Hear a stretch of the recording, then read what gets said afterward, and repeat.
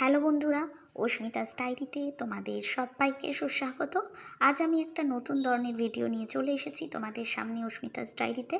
কিছু শারীরিক অসুবিধার জন্য আমি পুরো ভিডিওটা ঠিক করে বানাতে পারিনি।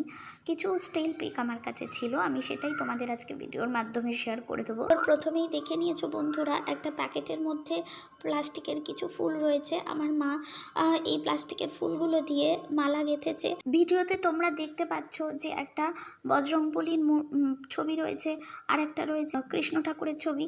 তো এই ছবিগুলোও কিন্তু অনলাইনেই পারচেস করা হয়েছে। তোমাদের যদি মনে হয় যে এরম ধরনের ছবি তোমরা পারচেস করতে চাও, তাহলে আমি কিন্তু অনলাইনে লিঙ্কটা প্রোভাইড করে দেবো, সেখান থেকে তোমরা পারচেস করে নিতে পারো।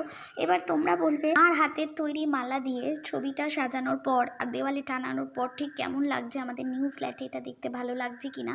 আমি তোমাদের কাছে কমেন্টটা পেতে চাই, তোমরা আমাকে কমেন্ট করে জানিও। আর নতুন নতুন ভিডিও পেতে আমার চ্যানেল অস্মিতাস ডায়েরিকে অবশ্যই তোমরা ফলো আর সাবস্ক্রাইব করে রেখে দিও।